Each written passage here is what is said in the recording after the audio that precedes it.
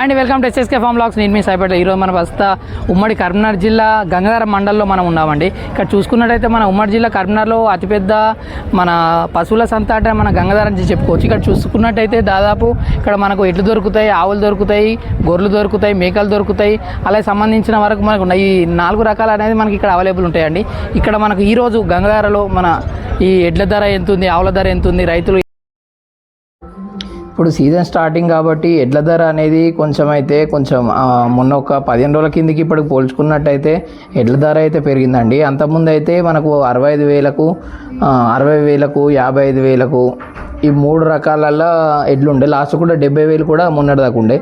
కానీ ఇప్పుడు మాత్రం ప్రతి ఒక్క జత అనేది ఇప్పుడు కనిపించే ఈ చిన్న జత కూడా మనకు 65,000 చెప్తున్నారు. పెద్ద ఎడ్లు అయితే మనకు దాదాపు 70 నుంచి 75, 80 దాకా 90 దాకా కూడా ఉన్నాయండి ఎడ్లు అనేది. ఇప్పుడు రేట్ అనేది ఇప్పుడు ఈ సీజన్కి వర్షాలు స్టార్ట్ కాకముందే సీజన్ ఇలా ఉంది.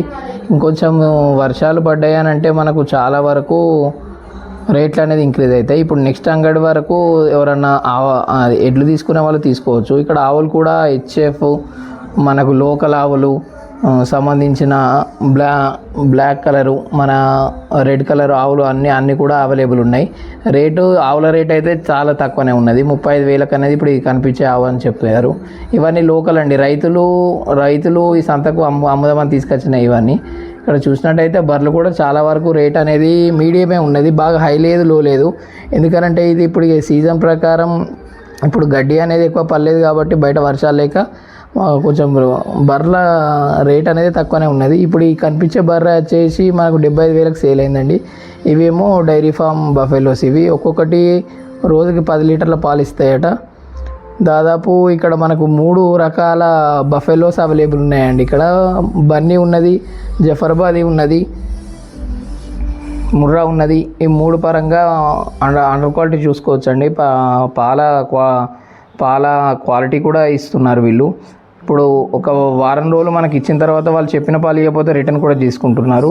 ఇక్కడ చూసినంత వరకు మనకు రేటు మాత్రం ఇవైతే 1,10,000, 1,15,000 దాకా ఉన్నాయండి ఈ 10 లీటర్లు ఇచ్చే బర్రెలు అయితే. ఇక్కడ మనకు అన్నీ వచ్చేసి ఇక్కడ బాగా ముర్రా బన్నీ సేల్ అవుతున్నాయండి. ఇక్కడ చూసినట్టయితే ఇవన్నీ ఈనెన బర్రెలే. వీళ్ళు ఇప్పుడు దాదాపు 10 నుంచి 20 బర్రెల దాకా తీసుకొచ్చారు. అందులో ఒక 5-6 అనేది సేల్ అయిపోయింది. బఫెలో రేట్ అయితే రీజనబుల్ అండి అంగడిలో అయితే.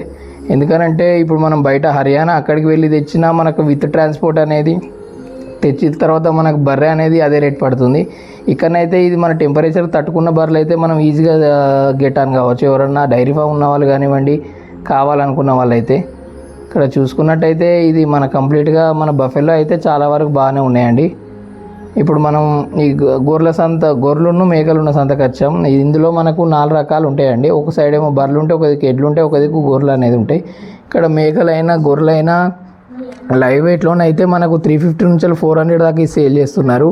ఇక్కడ మనకు చాలా వరకు రైతులు మనకు అమ్ముదామని సేల్కి అనేది తీసుకొచ్చారు. ఇక్కడ గొర్రెలు అనేది లోకల్ ఉన్నాయండి, హైబ్రిడ్ ఉన్నాయి, ఈ మన యమున వెరైటీ ఉన్నాయి. దాదాపు ఒక 3 నుంచి 4 వెరైటీల గొర్రెలు మేకలు అనేది ఉన్నాయి.